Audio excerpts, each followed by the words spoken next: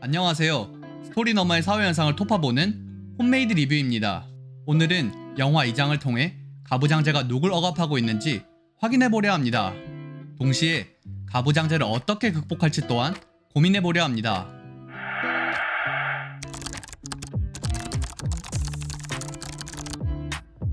가부장제는 남성의 권력을 독점하기 위해 차별적인 성역할, 즉 젠더를 활용하는 체제입니다. 남성이 가족 부양자로서 권리를 행사하고 여성에게는 가족 돌봄이라는 의무가 부과된 배경입니다. 젠더 차별은 성별 불평등으로 이어지기도 했습니다. 여성은 아내라는 이유로 성별 임금 차별에 감내하면서 어머니로서 돌봄 노동을 전담하기도 했습니다. 젠더라는 성역할이 남성과 여성의 기회를 불평등하게 만든 셈입니다. 여성이 현모양처라는 이데올로기 속에 갇히게 된 배경입니다. 현모양처 되기를 거부하는 여성은 혐오의 대상이 되기도 했습니다. 경력 단절과 독박 육아의 고충을 호소하는 여성은 맘충으로 매도됐습니다. 젠더라는 성역할은 남성에게도 피해로 다가왔습니다. 남성은 맨박스라는 이데올로기 속에 갇히게 됐고, 가족 부양의 어려움을 호소하는 남성에게는 월 200충, 월 300충이라는 비난이 쏟아졌습니다. 남성 중심적 사고, 즉 가부장제 아래에서는 여성과 남성 모두가 피해자가 될 수 있는 셈입니다. 영화 2장은 이러한 성찰에서 출발합니다. 2장은 아버지묘 2장을 두고 갈등하는 오남매를 그려냄으로써 가부장제에 따른 기회의 불평등을 드러내는 영화입니다.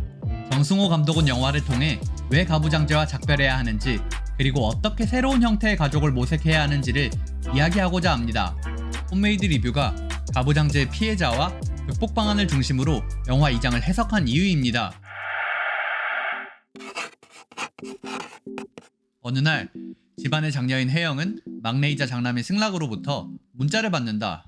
승락이 보낸 문자는 아버지묘 2장을 안내하는 문자였다. 그 문자를 끝으로 승락은 연락 두절된다. 혜영은 2장 소식을 3명의 동생 금옥, 금이, 혜연에게 알린다. 그렇게 각자 다른 삶을 살고 있는 4자매가 모인다. 장녀 혜영은 남편 없이 자녀를 홀로 키우는 워킹맘이다. 그녀는 정신적으로 아픈 아들을 돌보고자 육아휴직을 신청하지만 회사가 내놓은 최고의 제안은 육아휴직 후 퇴직이었다. 둘째 딸 금옥은 전업주부다. 그녀는 남편의 불륜을 알고 있지만 생계를 이유로 그 사실을 모른 채 하며 살아간다. 셋째 딸 금이는 회사원이다. 그녀는 결혼을 꿈꾸지만 낮은 임금과 무능력한 남자친구라는 장애물에 부닥친 상태다. 넷째 딸 혜연은 대학생이다. 그녀는 대자보를 붙일 정도로 학내 성폭력 근절에 열심이다. 하지만 그녀에게 돌아오는 건 여성 혐오뿐이다. 네 자매는 아버지묘 2장을 위해 장남에게 계속 연락하지만 막내인 승락은 여전히 연락 두절 상태다. 그렇게 네 자매는 승락 없이 2장을 주관하는 큰아버지 댁으로 찾아간다. 큰아버지는 네 자매를 문전박대한다. 장남 없이 아버지 묘를 이장하려 한다는 것이 그 이유다. 큰어머니도 큰아버지의 눈치를 보면서 네 자매에게 장남 승락을 찾아오라고 설득한다. 혜연은 네 자매를 대표해 우리는 자식 아니냐고 반문하면서 장남 타령 좀 그만하라고 이야기한다. 큰아버지는 장독을 깨뜨리는 것으로 혜연의 반문에 답한다. 이후 혜연은 언니들의 손에 이끌려 장남 승락을 함께 찾아 나선다.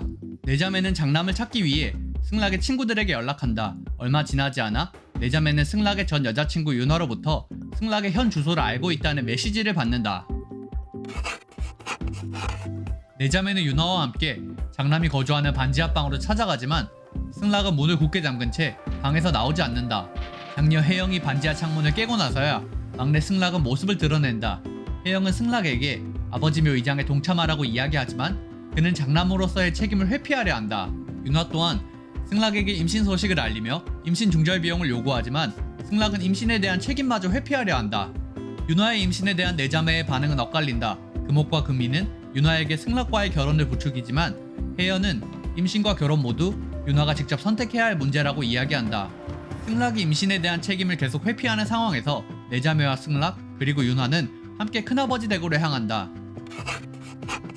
큰아버지와 큰어머니는 장남 없이 어떻게 일을 하겠냐면서 승락을 반기고 네 자매는 그 광경을 씁쓸하게 지켜본다. 저녁 식사 자리에서 큰어머니는 윤화에게 결혼을 넌지시 권유한다.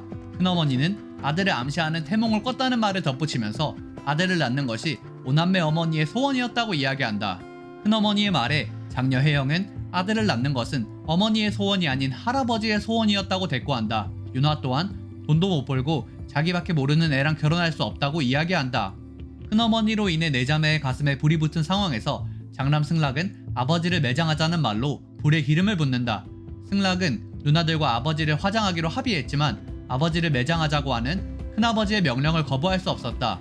네 자매는 아버지를 화장하는 편이 자신들에게 덜 힘들다고 말하면서 큰아버지와 장남의 요구를 거부한다. 큰아버지는 잔을 던지면서 자리를 박차고 일어난다. 그리고는 네 자매를 향해 집구석에서 살림만 하는 게 힘들면 얼마나 힘드냐고 비난한다. 그때 금옥이 큰아버지가 서 있는 방향으로 접시를 집어던진다. 그렇게 식사 자리는 마무리된다. 다음날 아침, 큰아버지는 끝내 자신의 동생을 화장하기로 결정한다. 이장을 위한 장례를 치르면서 큰아버지는 장남 승락이 아닌 장녀 혜영에게 상주 역할을 맡게 한다. 오남매와 윤아는 아버지의 이장을 마치고 한 차에 탄다. 그 차가 어딘가를 향하는 장면을 끝으로 영화는 마무리된다. 영화 이장은 가부장제, 즉 남성 중심적 사고가 우리 사회에 어떤 형태로 나타나고 있는지 주목합니다. 큰아버지와 장남 승락은 젠더를 바탕으로 오남매를 차별합니다. 큰아버지는 장남이 아니라는 이유로 내자매로부터 이장에 대한 권리를 박탈했고 승락 또한 장남으로서의 권리를 독점하면서 내자매를 무시했습니다. 큰아버지는 살림이 힘들면 얼마나 힘드냐와 같은 말로 돌봄노동의 가치를 폄하하기도 합니다. 여성인 큰어머니 또한 큰아버지의 말을 재생산함으로써 젠더 차별을 공고하게 만들고 있습니다. 금옥과 금이가 윤화에게 결혼을 부추기는 배경에도 여성의 자기결정권을 제한하고자 하는 남성 중심적 사고가 자리합니다. 큰아버지 승락과 같은 남성뿐만 아니라 큰어머니 금옥 금이와 같은 여성도 가부장적 사고를 재생산하고 있다는 점은 사회 전반의 젠더 차별이 만연해 있음을 방증합니다. 영화 2장의 인물에 집중하면 젠더라는 성역할이 누구의 삶을 파괴하고 있는지를 확인할 수 있습니다. 혜영은 워킹맘으로서 독박 육아에 대한 고충을 호소하지만 그 호소는 그녀를 경력단절 위기에 처하게끔 합니다. 금옥은 남편의 불륜을 인지하고 있지만 이혼을 선택할 수 없습니다. 그녀가 경제적으로 자립할 수 없는 상황에 놓여있기 때문입니다. 성별 임금 격차는 금이의 결혼을 방해하고 있습니다. 혜연은 학내성 폭력을 근절하고자 여성운동을 전개하지만 그 결과로 돌아오는 건 여성 혐오입니다. 윤화에게는 자기 결정권이 있지만 승락의 가족인 큰어머니 금옥, 금이는 그 권리 행사를 방해하려 합니다. 승락 또한 가부장제의 피해자입니다. 승락이 모든 책임을 회피하는 배경에는 장남에게 거대한 책임을 부여하는 현실이 자리합니다. 영화 2장의 결말에는 가부장제를 어떻게 극복할지에 대한 실마리가 나와 있습니다. 혜영이 장녀로서의 권리를 되찾게 되는 배경에는 큰아버지의 생각 변화가 자리합니다. 그리고 그 변화는 내자매가 젠더 차별을 비판하면서 자신의 권리를 주장하는 것에서부터 시작됐습니다. 어쩌면 젠더 차별 피해자의 목소리에 집중하는 것이 가부장제 극복의 출발점일지도 모르겠습니다. 우리 사회는 여전히 가부장제, 즉 남성 중심적 사고에 사로잡혀 있습니다. 그 결과 성별 불평등은 현재 진행형입니다. 한국의 성격차 지수는 세계 하위권에 가깝습니다. 현실의 혜영, 즉 워킹맘은 독박 육아, 성별 임금 격차, 경력 단절로 인한 고통을 호소하고 있습니다.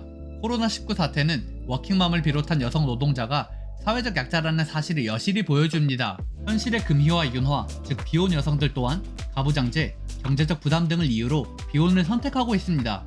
남성 중심적 사고는 현실의 승락, 즉 남성에게도 맨박스라는 억압으로서 다가옵니다. 현실의 혜연, 즉 페미니스트는 남성 중심적 사고를 해체하고 대안적 사고를 고민하는 운동을 전개하고 있습니다.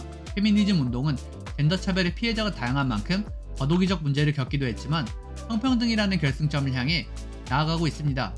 하지만 페미니즘 백래시가 심화하면서 성별 불평등 해소는 지연되고 있습니다. 그 배경에는 페미니즘 운동에 대한 왜곡과 오해가 존재합니다. 여성학자 정의진은 페미니즘 운동을 사회 구성원 모두의 평등을 추구하는 대화의 과정이라고 이야기합니다. 그리고 그 대화가 남성 중심적 사고가 소외시킨 사람, 즉 여성을 비롯한 사회적 약자의 목소리를 경청하는 데서 출발한다고 말합니다. 불평등을 문화적 특수성으로 포장하는 남성 중심적 사고를 해체하기 위해서는 가부장적 사고의 모순을 증언할 수 있는 사람들이 필요하다는 이유에서입니다. 정의진은 여성을 비롯한 사회적 약자의 목소리를 경청하면 구조적으로 은폐되어 있던 위계가 수면 위로 떠오를 것이라 이야기합니다. 그리고 우리 사회가 대화와 토론을 통해 그 문제를 해결해 나가는 것이 불평등 해소의 출발점이라고 말합니다. 여성을 비롯한 사회적 약자의 평등에 관심을 가질 때야 비로소 사회 구성원 모두의 평등을 논의할 수 있을 것이라는 뜻입니다. 영화 2장 속 오남매를 괴롭히는 문제가 집안의 숙제가 아닌 시대 과제인 이유입니다. For the record, feminism, by definition, is the belief that men and women should have equal rights and opportunities. It is the theory of the political, economic, and social equality of the sexes. And if you still hate the word, it is not the word that is important. It's the idea and the ambition behind it. Because not all women have received the same rights that I have. How can we affect change in the world when only half of it is invited or feel welcome to participate in the conversation? Both men and women should feel free to be sensitive. Both men and women should feel free to be strong. It is time that we all perceive gender on a spectrum instead of two sets of opposing ideals. If we stop defining each other by what we are not and start defining ourselves by who we are, we can all be freer. All that is needed for the forces of evil to triumph is for good men and women to do nothing.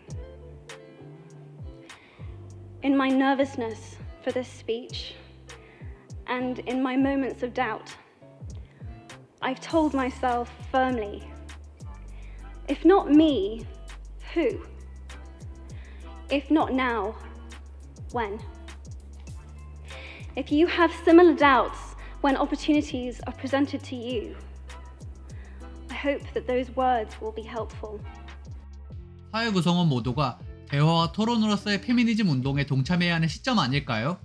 지금까지 홈메이드 리뷰였습니다. 감사합니다.